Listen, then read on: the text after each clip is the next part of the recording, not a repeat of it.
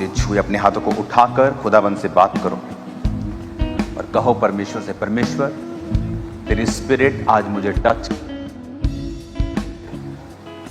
आज वचनों की गहराई के द्वारा मुझसे बात करे।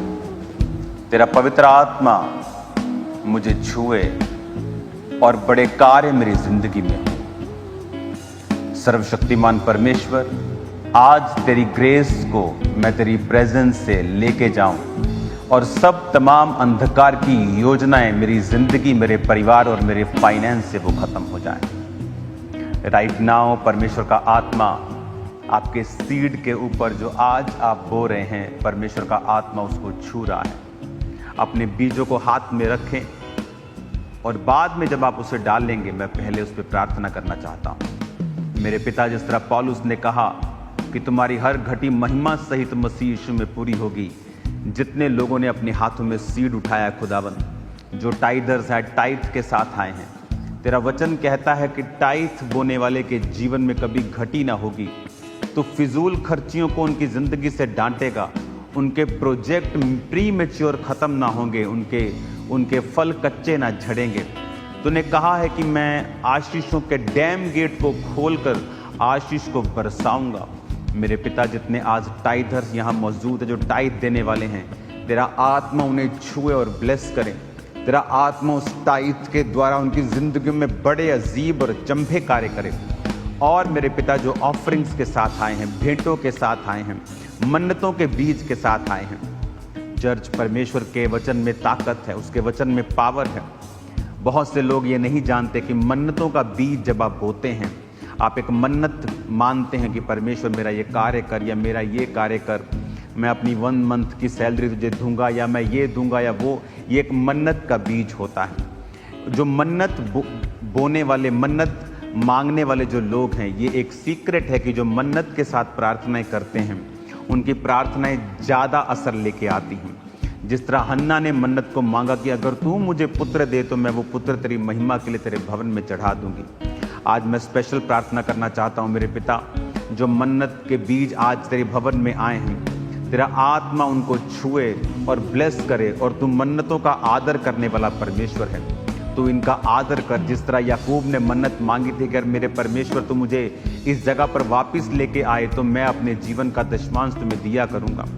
परमेश्वर, आज जो टाइटर्स हैं, जो मन्नत और जो भेंटे लेके आए, वचन में लिखा है परमेश्वर के घर में कभी खाली हाथ नहीं आना चाहिए। मेरे पिता, जो मन्नतों के बीज आज जो टाइट है, जो ऑफरिंग्स है, जो भेंटे तेरे घर में आई हैं खुदाबंद, उन्हें ब्लेस कर खुदाबंद। जब वो तेरे कामों में, तेरे सुसमाचार में, रूहें बचाने में, खुदावन अलग अलग तरह के तेरे गॉस्पल के कार्यों में जब जाएं, मेरे पिता, उन मन्नतों को तू, उन भेंटों को तू याद करके जिन लोगों ने वो बोई हैं, उन्हें आशीष और बरकत देना।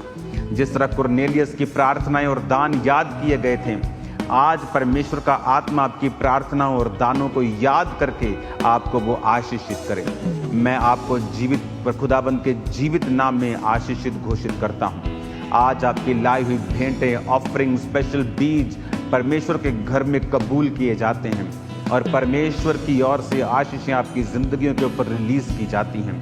आज आपका बोया गया व्यर्थ ना होगा और प्रभु आपको बहुत सी ब्लेसिंग दे इस बोने के द्वारा। प्रभु यीशु मसीह के पवित्र और सामर्थी नाम में हम मांगते हैं, आमीन, आमीन। इस वचन को आज हम सुनेंगे और इस वचन को जब हम सुनेंगे उसके बाद हम ऑफरिंग को लेंगे। आज ये इम्पॉर्टेंट जगह के ऊपर आज मैं हूँ, प्रेयर माउंटेन के ऊपर आज मैं हूँ और प्रार्थना कर रहा हूँ पास्टर्स मीटिंग के लिए। और परमेश्वर का आत्मा जो मैसेज पिछले 2 क्रूसेड से दे रहा है, जो मैसेज बेदारी का है, जो मैसेज परमेश्वर की सामर्थ का है, जो मैसेज परमेश्वर जो आप लोगों की जिंदगियों में कार्य करना चाहता है, वो मैसेज जो लगातार परमेश्वर की आत्मा से हमें मिल रहा है। और मैं ये देख रहा हूँ कि परमेश्वर आने वाले समय में नई जनरेशन को तैयार कर रहा है और जो पास्टर्स ऑलरेडी हमारे बीच में हैं, जो ऑलरेडी सेवा कर रहे हैं दुनिया में अलग अलग जगह के ऊपर, उनको परमेश्वर अपनी सामर्थ और अपनी कुव्वत और अपनी ग्रेस से भर रहा है।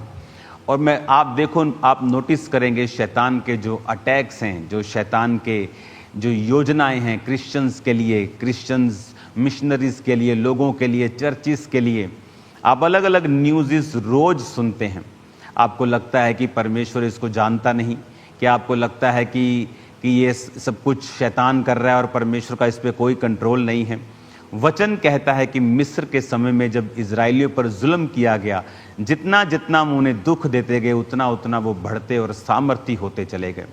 मैं आपको स्पिरिट में बता रहा हूँ, अभी 2-3-4 दिन के बाद संडे में आपके बीच में हूँगा खामप्या चर्च में। मैं अपनी प्रार्थना को कल और परसों पूरा कर लूँगा, और जो पास्टर सेमिनार होगा, जो खुदावंद का आत्मा संतों और सेवकों के बीच में जो काम करने जा रहा है वो मार्वलस है। जो मैसेज परमेश्वर से आ रहा है कि परमेश्वर एम्पावर करेगा अपने लोगों को।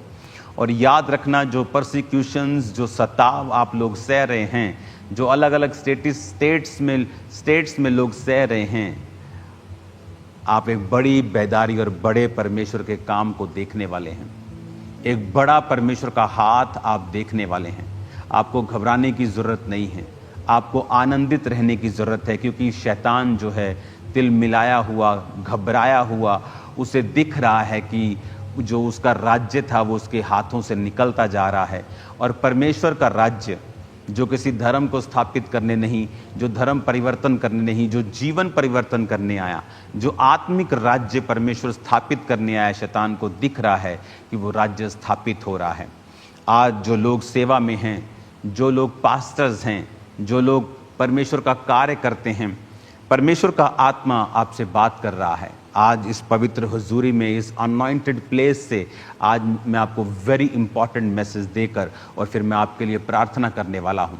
और आज आप नोटिस करेंगे कि परमेश्वर का रूह आपके हाथों के ऊपर, आपके सिरों के ऊपर खुद वो ऑयल डाल रहा है, और एंजल्स आप पर ऑयल डाल रहे हैं, और एंजल्स आपको टच कर रहे हैं, और खुदावंद की उपस्थिति में आप पूरी तरह से भर के आप आज यहाँ से वापस जाएंगे। आज जो बड़ी मीटिंग है उसके लिए मैं आपको कॉन्ग्रेचुलेशन बोलता हूँ, क्योंकि परमेश्वर ने ये ठान लिया है कि आज आपको वो आत्मा से भरपूर करके वापस भेजेगा। और जितने पास्टर्स आज चर्च में मौजूद हैं, सेवक मौजूद हैं, इवेंजलिस्ट मौजूद हैं, जो खुदावंद की सेवकाई प्रचार के रूप में करते हैं, आप पर मैं प्रार्थना करने वाला हूँ और जिंदगियाँ आपकी सेम नहीं रहने वाली हैं। हालेलुया। दानियेल 5 उसकी 1 आयत में लिखा है, बेलशस्सर नामक राजा ने अपने हजारों प्रधानों के लिए बड़ा भोज किया और उन हजारों लोगों के सामने दाख मधु पिया। और दाख मधु पीते पीते बेलशस्सर ने आज्ञा दी कि सोने चांदी के जो पात्र उसके पिता नबूकदनेस्सर ने यरूशलेम के मंदिर में से निकाले थे, उन्हें लाया जाए कि राजा, प्रधानों, रानी और रखेलियों समेत उसमें से पिए। अब यहाँ पर जिस राजे ने दानियेल और उसके 3 साथियों को अगवा किया था और अपने पास ले गया था कि उन्हें तैयार करे, अब वो इस दुनिया में नहीं है, और आगे एक बेलशस्सर नाम का राजा है। और ये राजा परमेश्वर का भय नहीं मानता, और ये परमेश्वर के घर से मंगवा कर उन बर्तनों में, जो परमेश्वर के पवित्र बर्तन थे, और उनमें शराब पीता है। और वचन कहता है कि जब वो शराब पी रहा था और शराब पीकर अपने पीतल और अपने काठ के देवताओं की स्तुति कर रहा था, तो लिखा 5 आयत में, उसी घड़ी मनुष्य के हाथ की कई उंगलियां निकलकर दीवट के सामने राज मंदिर की दीवार के चूने पर कुछ लिखने लगी, और जो हाथ का भाग लिख रहा था वो राजा को दिखाई पड़ा। अब यहाँ पर एक हाथ प्रकट होता है, और हाथ प्रकट होकर वो लिखने लगता है, और अकेला हाथ है। और ये देखकर जो बाइबल कहती है, राजा के जो जोड़ थे वो ढीले पड़ गए, राजा कांपने लगा, और सब पंडितों को और सब शास्त्रियों को, सब लोगों को, विद्वानों को, तांत्रिकों को बुलाया गया कि ये जो लिखा है इस हाथ ने, इसे पढ़ के बताओ। और वचन कहता है, जब आप पूरा 5 अध्याय पढ़ेंगे तो उसमें लिखा है कि कोई भी, 8 आयत में लिखा, तब राजा के सब पंडित लोग भीतर आए और उस लिखे हुए को ना पढ़ सके, ना राजा को उसका अर्थ समझा सके। इस पर बेलशस्सर राजा घबरा गया और भयभीत हो गया, और उसके प्रधान भी बहुत व्याकुल हुए। राजा और प्रधानों के वचनों को सुनकर रानी भोज के भवन में आई और कहने लगी, राजा तो युग युग जीवित रहे, अपने मन में ना घबरा, ना उदास हो। तेरा राज्य में दानियेल एक पुरुष है जिसका नाम तेरे पिता ने बेलतशस्सर रखा था, उसमें पवित्र ईश्वर की आत्मा रहती है। उसके राजा के दिनों में उसमें प्रकाश, प्रवीणता और ईश्वर के तुल्य बुद्धि पाई गई। हे राजा, तेरा पिता जो राजा था उसने उसको सब जोशियों, तंत्रियों, कसदियों, भावी बताने वालों का प्रधान ठहराया था, क्योंकि उसमें उत्तम आत्मा, ज्ञान, प्रवीणता और स्वप्नों का फल बताने, पहेलियां खोलने और संदेह दूर करने की शक्ति पाई गई। इसलिए अब दानिय्येल बुलाया जाए और वो इसका अर्थ बताएगा।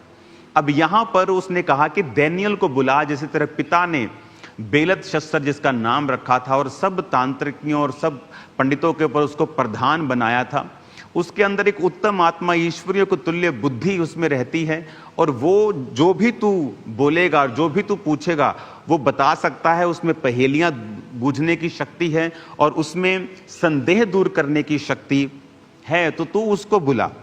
और वचन में लिखा है कि दानिय्येल उसके सामने बुलाया गया, और दानिय्येल जब राजे के सामने आया तो राजा ने उससे कहा, दानिय्येल, अगर ये लिखा हुआ तो इसका अर्थ मुझे समझाए, तो सोने की कंठमाला मैं तुम्हें पहनाऊंगा, राज्य में तीसरा तू प्रभुता करेगा, तुझे बहुत से दान दिए जाएंगे। तो दानिय्येल ने कहा, राजा तू अपने दान अपने पास रख, परंतु मैं इस लिखे हुआ का अर्थ तुम्हें जरूर समझाऊंगा। तो वचन ये कहता है कि जब दानिय्येल उसका अर्थ समझाने लगा, 17 में लिखा, दानिय्येल ने राजा से कहा, अपने दान अपने पास रख, उसका बदला जो तू मुझे देना चाहता है किसी दूसरे को दे, परंतु मैं राजा को पढ़ सुनाऊंगा और उसका अर्थ भी तुझे समझाऊंगा। अब उसका अर्थ जब 25 आयत में लिखा, जो शब्द लिखे गए थे वो थे, मने मने तकेल ऊपर सीन। इस लेख का अर्थ है मने, यानी परमेश्वर ने तेरे राज्य गिनकर उनका अंत कर दिया है। तकेल, तू तराजू में तोला गया और हल्का पाया गया है। परेस, तेरा राज्य बांटकर मादी और फारसियों को दिया गया है। तब बेलशस्सर ने आज्ञा दी, दानिय्येल को बैंजनी रंग का वस्त्र और उसके गले में सोने की कंठमाला पहनाई जाए। और ढिंढोरिये ने पुकार कर कहा, राज्य में तीसरा दानिय्येल प्रभुता करेगा। उसी रात कसदियों का राजा बेलशस्सर मार डाला गया और दारा मादी जो 62 वर्ष का था राजगद्दी पर विराजमान हुआ। अब ये समझने वाली बात आप ध्यान से समझना। आपके पास एकदम से कोई आके कहे, क्यों राजा ने विश्वास कर लिया? एक अविश्वासी शराबी राजा जिसे परमेश्वर के बारे में कोई नॉलेज नहीं है, और जैसे ही दानिय्येल उसको बताता है, वो क्यों विश्वास करेगा? आपने कभी सोचा? क्योंकि वो क्यों अगर कोई आपके पास आकर बोले कि कल इंग्लैंड से एक गोरा आएगा या अफ्रीका से एक काला व्यक्ति आएगा और तुम्हारे घर के ऊपर कब्जा कर लेगा, आप बोलेगा क्यों करेगा भाई? वो मेरे घर के ऊपर क्यों कब्जा करेगा? ऐसा क्या हो गया? मेरे पास सब कुछ लीगल है, ऐसे क्यों कोई आ सकता है? पर आपने नोटिस किया होगा, उस राजा ने एक भी क्वेश्चन नहीं किया। उस राजा ने एक भी बार उससे सवाल नहीं पूछा कि कौन है दारा, कौन है मादी, क्यों इनको मेरा राज्य मिलेगा। आप जानते हैं क्यों? हर एक राज्य की एक गुप्त सेना होती है, जैसे एजेंसीज बोलते हैं, इंटेलिजेंस एजेंसी, इंटेलिजेंस ब्यूरो, हर कंट्री के अलग अलग होते हैं, जो वो खबरें देते हैं जो आम लोगों को नहीं मालूम होती। यहां पर जो इस राजा की इंटेलिजेंस एजेंसी होगी, वो उसको बताती होगी कि फलाना ग्रुप तेरे खिलाफ साजिश कर रहा है, हमें कुछ ना कुछ भनक मिल रही है, पूरी क्लैरिटी नहीं है, लेकिन हमें पता है कि ये दो जातियां तुम्हारे खिलाफ षड्यंत्र रच रही हैं। और जैसे ही दानिय्येल ने बोला, इसीलिए उसने कोई क्वेश्चन नहीं किया, क्योंकि उसके पास ये खबर शारीरिक रूप में पहले से थी। और जैसे ही दानिय्येल ने कहा, उसको मालूम था कि ये व्यक्ति सच बोल रहा है। हालेलुया। और बाइबल कहती, उसी रात उन्हीं लोगों ने, दारा और मादी जो राजा बना, फारसी और मादी लोगों ने उसे मिलकर मार दिया और उस राज्य को ले लिया। अब वो राजा, उसको मालूम था कि ये व्यक्ति परमेश्वर की आत्मा से भरा हुआ है और जो ये बोल रहा है वो सच बोल रहा है। अब अगली 6 अध्याय में जब 62 वर्ष का वो दारा मादी राजा बनता है, और वचन कहता है कि वो 120 अधिपति यानी 120 गवर्नर्स आप सोच सकते हैं, या चीफ मिनिस्टर सोच सकते हैं, जो पूरे राज्य के ऊपर ठहराता है। और 120 लोगों को बोला कि तुम पूरा हिसाब किताब लो और राज्य करो, और 120 के ऊपर वो 3 लोगों को ठहराता है, और उन तीनों में एक दानिय्येल था। अब वो सब लोग डैनियल से नफरत करने लगे थे, क्योंकि डैनियल राजा के बाद वो तीसरा स्थान उस जगह के ऊपर रखता था। डैनियल पवित्रताई में जीता था, डैनियल परमेश्वर की व्यवस्था को तोड़ता नहीं था, और बहुत से लोग थे जो डैनियल के साथ जेलसी करते थे। जब आप परमेश्वर का सही काम करते हैं तो बहुत से लोग आपके खिलाफ उठेंगे, बहुत से लोग आपको जेलसी करेंगे, बहुत से लोग ढूंढेंगे कि किस तरह से आपको डाउन किया जाए। अब यहां पर भी जब अध्याय 6 आप पढ़ते हैं तो लिखा कि 4 आयत में, अध्यक्ष और अधिपति राज कार्य के विषय में डैनियल के विरुद्ध दोष ढूंढने लगे, परंतु वह विश्वास योग्य था, इसलिए कोई भूल दोष नहीं निकला और ना ही कोई अपराध या दोष वो उसमें पा सके। अब वो कोई दोष उसमें नहीं पा सके। अब डैनियल वो व्यक्ति है जो परमेश्वर के छोटे से छोटे वचन को पूरा कर रहा है, और धीरे धीरे जब आप परमेश्वर के संग चलते हैं और छोटे से छोटे वचन को आप मानते हैं, आप छोटे से छोटे वचन पर यकीन करते हैं, आप वचन के ऊपर पूरी तरह से चलते हैं। आज बहुत से पास्टर सेवकाइयों में स्ट्रगल करते हैं, लेकिन क्या आप पवित्रताई में हैं? अगर आप सोचें, क्या आप पवित्रताई में स्ट्रगल कर रहे हैं? वो स्ट्रगल ही है जो आपको ग्रो नहीं करने देता। जब आप स्ट्रगल फ्री हो जाते हैं, जब आप पाप से रहित हो जाते हैं, तब आप एक्चुअल में ग्रो करते हैं और परमेश्वर का रूह आपकी जिंदगियों से कार्य करता है। अब यहां पर डैनियल जो था, वो उसके विषय में कोई दोष वो ढूंढ नहीं पाए। वो बहुत ढूंढते रहे कि कहीं ना कहीं हम इसमें दोष ढूंढे और इसको डाउन करें, क्योंकि डैनियल एक पकड़ा हुआ एक लड़का, जस्ट एक बंधुए के रूप में उस देश में जिसने प्रवेश किया, और धीरे धीरे उसका रैंक बढ़ता गया, और अब वो एक तरह के उस देश के गृह मंत्री टाइप की पोजीशन में आ चुका था। एक तीसरा प्रभुता, यानी वो एक थर्ड था, वो कि उस राजा के बाद दूसरा और दूसरे के बाद वो तीसरी उसकी पोजीशन थी। वेरी हाई पोजीशन, रिगार्ड उसका लोग करते थे, लेकिन लोग अभी भी जो जेलसी करने वाले थे उसको डाउन करना चाहते थे, उसके खिलाफ षड्यंत्रों को रचते थे, किसी ना किसी रीति से हम इसे डाउन कर सकें। और उन लोगों ने एक स्कीम निकाली कि आओ हम डैनियल को उसी के व्यवस्था में फंसाते हैं। ये व्यवस्था में लिखा है ना, डैनियल इसको तोड़ेगा नहीं, हम इसी में इसको फंसाते हैं। और उन्होंने क्या कहा, राजा को आए और बोले, राजा हम ये तुमसे मांगते हैं कि अगले 3 दिन तक तेरे पूरे राज्य में कोई भी व्यक्ति जो तेरे अलावा किसी और से प्रार्थना करेगा, वो शेरों की मान में डाल दिया जाए। राजा को फूंक दे देकर उन्होंने मना लिया, और राजा अंदर से नहीं जानता था कि ये एक्चुअल में प्लानिंग किसके खिलाफ कर रहे हैं। उसे लगा ये उसकी बेहतरी की बात कर रहे हैं। और वचन में लिखा है, जब उसने हस्ताक्षर कर दिए और उस चिट्ठी पे साइन कर दिया, तो 10 आयत में लिखा है, जब डैनियल को मालूम हुआ कि उस पत्र पर हस्ताक्षर किया गया है, तब वो अपने घर में गया, जिसकी उपरोठी कोठड़ी की खिड़कियां यरूशलेम की ओर खुली रहती थी। वह अपनी रीति के अनुसार जैसा दिन में 3 बार परमेश्वर के सामने घुटने टेककर प्रार्थना और धन्यवाद करता था, वैसा ही तब भी करता रहा। अब यहां पर वो वैसा ही थैंक्स करता रहा जैसा वो पहले प्रार्थना करता था। उसने अपनी प्रेयर को चेंज नहीं किया। उसे मालूम था कि उस पत्र के ऊपर हस्ताक्षर कर दिए गए और वो साइन हो चुके हैं कि जो कोई राजा के अलावा किसी और देवता से प्रार्थना करेगा, वो शेरों की मांद में डाल दिया जाएगा।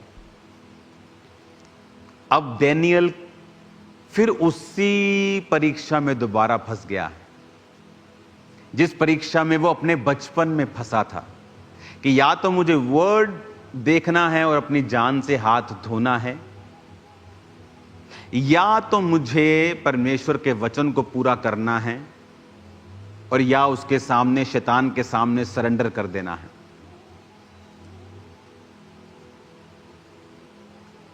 विश्वास कैसे साबित होता है कि आप विश्वासी हैं? जीसस क्राइस्ट को मुंह से प्रभु कहने से आपका विश्वास साबित नहीं होता। अपने हाथों को उठा के जोर से कहो, पिता आज जो मैं सुनूं 100 गुना फलों को लेके आऊं। ऊंची आवाज में मांगो। ये क्यों हिल रहा लड़का है? क्यों हिल?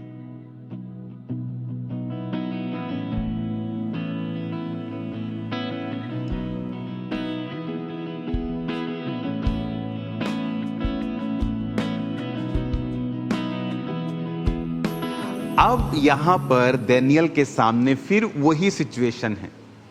मैं महसूस कर सकता हूं जो सिचुएशन 2004 और 5 पे मेरी जिंदगी में रही और मैंने फास्टिंग के साथ उसे परमेश्वर के ग्रेस से हैंडल किया। 20 साल बाद फिर वही पोजीशन को मैंने देखा अपनी लाइफ में और फिर परमेश्वर ने मुझे उससे निकाला। और ये दानियल के साथ फिर दोबारा हो रहा है।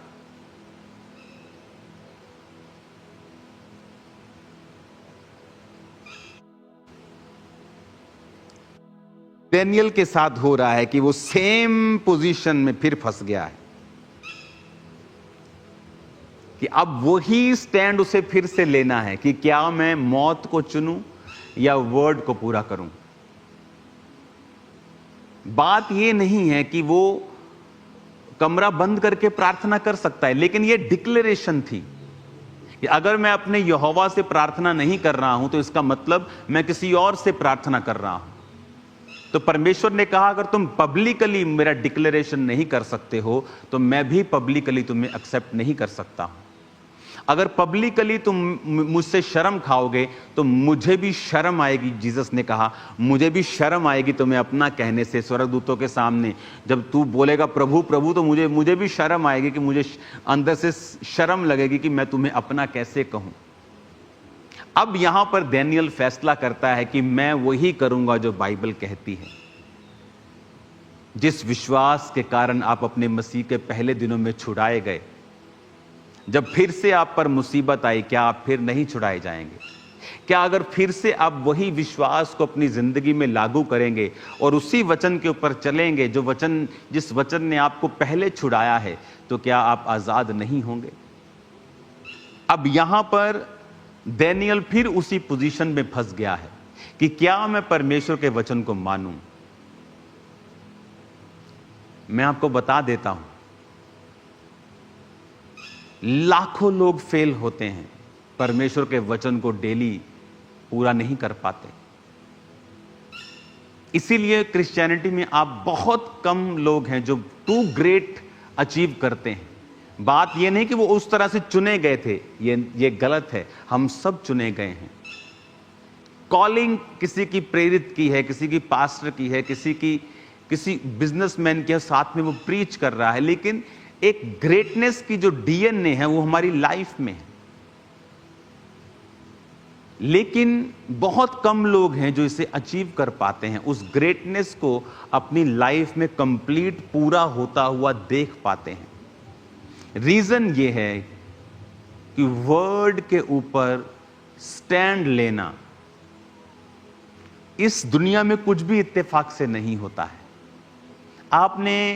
हमें लगता है ये इत्तेफाक है, लेकिन 1999 में इस दुनिया का सबसे बड़ा पेंटिकोस्टल स्ट्रक्चर, एक पेंटिकोस्टल चर्च स्ट्रक्चर नाइजीरिया में बना।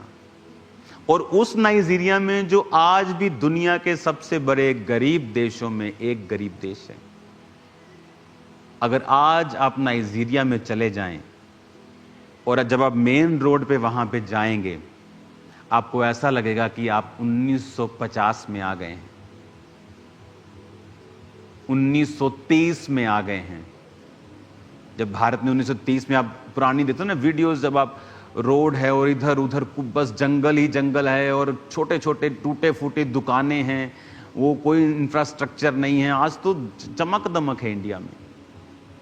आपको लगेगा कि आप 70 साल पीछे चले गए हो। आज भी नाइजीरिया में वहां लोगों की जो तनख्वाह है एवरेज, मैंने देखा है बड़ी बड़ी जगहों पे जो ड्राइवर्स लोग काम करते हैं उनकी 30,000 नायरा, 35,000 नायरा, जो इंडियन करेंसी में 6 से 7 हज़ार रुपया बनता है। जब मैंने वो कैलकुलेशन देखी थी कुछ देर पहले, तो वो 7-8 हज़ार रुपया महीने का कमाते हैं। और एक घर में 4 लोग काम करते हैं तो खाना खा पाते हैं। खाना भी महंगा है, एक टाइम का खाना 1000 नायरा का है। चावल महंगे हैं जो उनका मेन फूड है। आटा मक्की का महंगा है जो उनका मेन फूड है। मीट बहुत महंगा है जो उनका मेन ये फूड है। सब्जियां बहुत कम हैं, 3-4 तरह की सब्जियां सिर्फ मैंने वहां देखी मोस्टली लोगों के घर में, वो भी ग्रीन पालक के जैसी। इतनी गरीबी होने के बावजूद भी क्यों नाइजीरिया में ही परमेश्वर ये सोचता है कि मुझे सबसे बड़ी चर्च जो बनानी है दुनिया की, वो नाइजीरिया में बनानी है? क्योंकि उस पास्टर ने एक फैसला किया।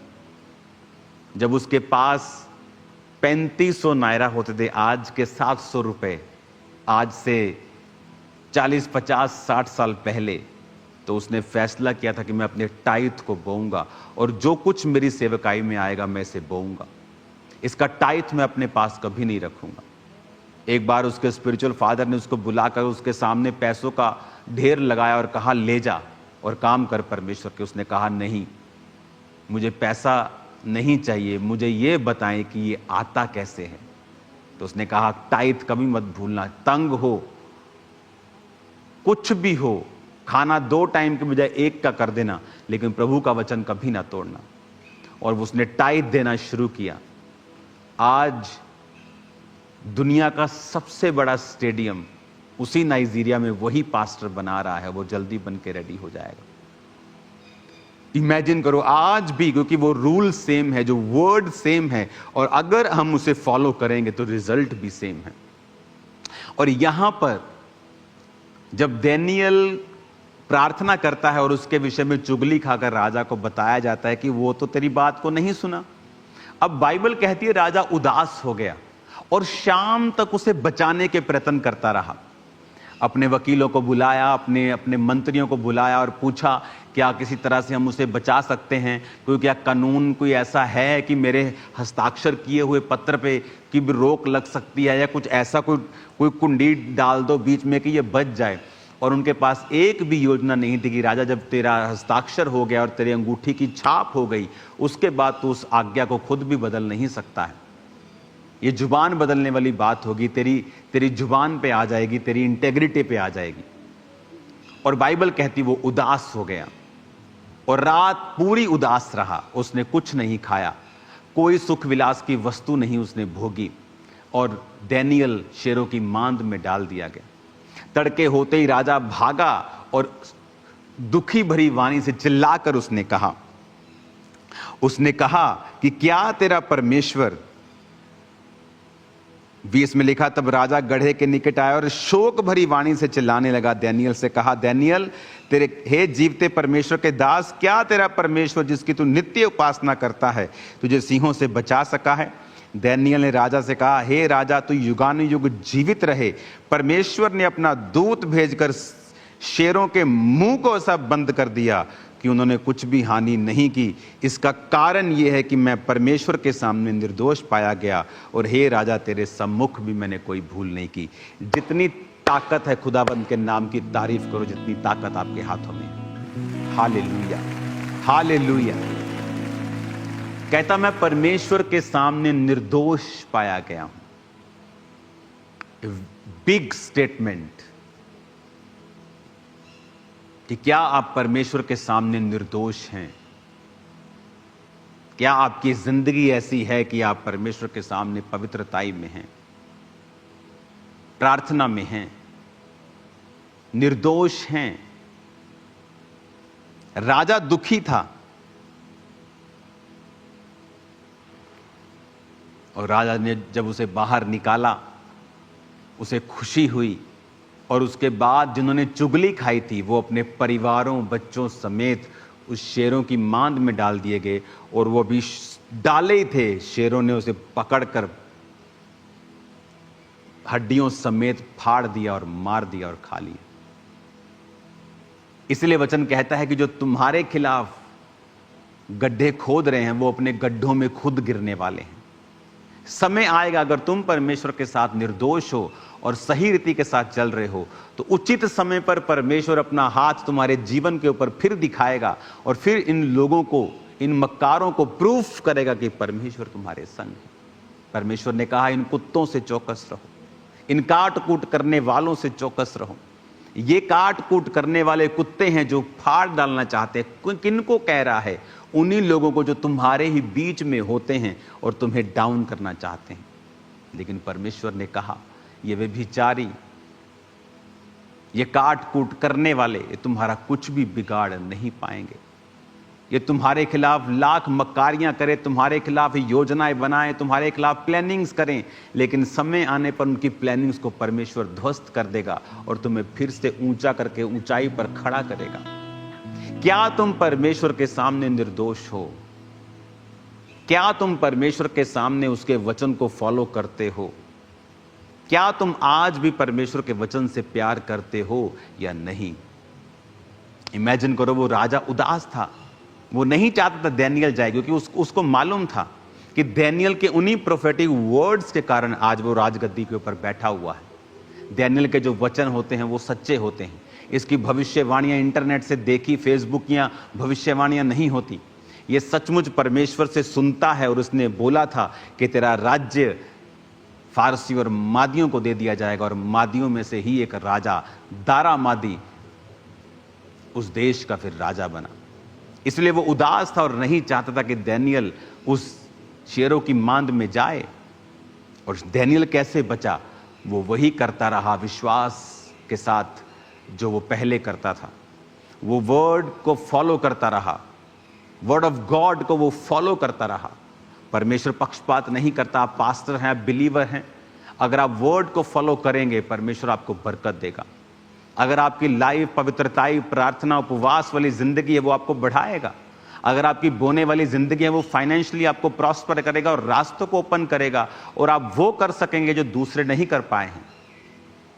इसका मतलब ये नहीं कि वो दूसरे इसलिए नहीं कर पाए परमेश्वर नहीं चाहता, परमेश्वर चाहता था, लेकिन उनके अंदर वो फेथ नहीं है। आपकी प्रार्थना फेथ को दिखाती है। जब आप प्रार्थना करते 3 दिन, विदाउट फेथ आप नहीं कर सकते। आप 1 घंटा कर लेंगे, ठीक है, मम्मी ने बोला मैं कर लिया, मेरा परिवार बैठा मैंने कर लिया, लेकिन आप 3 दिन की उपवास प्रार्थना नहीं कर सकते अगर आपके अंदर विश्वास नहीं है। तो आप नहीं बो सकते हैं अगर आपके अंदर विश्वास नहीं है कि परमेश्वर का मेरे संग ये कवनेंट है कि परमेश्वर मैं बोऊंगा और तू मुझे आशीष देगा। बिना विश्वास आप नहीं कर सकते हैं, और विश्वास ही है जो आपको आगे लेके जाता है और आपको नेक्स्ट लेवल के ऊपर आपकी जिंदगी को स्टेब्लिश करता है। हालेलुया। आज इस वचन से हमें सीखने को मिलता है कि वो राजा जो स्पिरिचुअली नॉनसेंस था और परमेश्वर के भवन के पात्रों में शराब पी रहा था, और परमेश्वर ने उसे पनिश किया। उस गैर भाषा का अर्थ जो हाथ ने लिखा था उसे डैनियल ने समझाया। उसमें संदेह दूर करने की शक्ति थी, पहेलियां बूझने, यानी जो चीजें अनसुलझी हैं डैनियल का दिमाग, क्योंकि उसके अंदर एक उत्तम आत्मा रहती थी, उसके अंदर एक विजडम थी, परमेश्वर के तुल्य उसके अंदर बुद्धि थी। उसको मालूम था कि ये काम मुझे किस रीति के साथ और कैसे करना है। अधिपतियों में भी वो 120 अधिपतियों में भी जो 3 टॉप पे थे वो टॉप में था। उन टॉप में भी वो टॉप में होगा क्योंकि परमेश्वर का आत्मा उसके अंदर था। और क्यों उसके अंदर था? वर्ड फॉलो करना। आज हजारों गलतियां विश्वासी करता है। 10-10 घंटे टीवी के सामने वो बैठता है, लेकिन लगातार वो 2 घंटे परमेश्वर की उपस्थिति में आज नहीं बैठ सकता है। और परमेश्वर ने कहा तू परीक्षा में पड़ेगा जब तू प्रार्थना नहीं करेगा।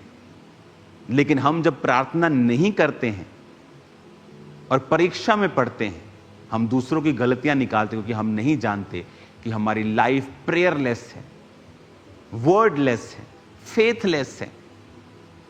और फिर हम परमेश्वर को दोष देते हैं कि हां, हमें यह आज सोचना होगा कि परमेश्वर आज भी पक्षपात नहीं करता। एक सबसे गरीब देश में दुनिया का सबसे खूबसूरत चर्च बनना यह इत्तेफाक नहीं था, यह एक स्टैंड था एक पास्टर का। दाऊद के बेटे का दुनिया का सबसे अमीर और सबसे बुद्धिमान राजा बनना इत्तेफाक नहीं था, वो दाऊद का हजारों करोड़ रुपए का पर्सनल गोल्ड था जो उसने परमेश्वर के भवन के लिए दे दिया था। आज जब लोग गवाही देते हैं कि परमेश्वर ने मुझे इन चीजों के साथ ब्लेस किया, उनका बोना देखना किस तरह से परमेश्वर में उन्होंने बोया है और परमेश्वर ने उनको किस तरह से ब्लेस किया है। ब्लेसिंग के बाद अगर उन्होंने बोना कम किया है, वो ब्लेसिंग वहीं रुक गई है और धीरे धीरे बढ़ी है। आप जिस स्टेज पर भी हैं, आप वर्ड को जब फॉलो करते हैं, लाइफ आपकी सेम नहीं रहती है। हालेलुया। आज भी जब आप आज यहां पर बैठे हैं परमेश्वर की पवित्र प्रेजेंस में, और आज आपसे सिर्फ 100 मीटर दूर मैं आज प्रार्थना पहाड़ पे हूं, और आज स्पिरिट आपको टच कर रहा है, और बहुत से लोगों के जो चेस्ट के ऊपर से रोग मैं खत्म होते हुए देख रहा हूं। आपकी आईज के ऊपर से, आपके ब्लड से, आपके अंदर के सिस्टम से इन्फेक्शंस को, गड़बड़ियों को मैं हील होता हुआ राइट नाउ देख रहा हूं।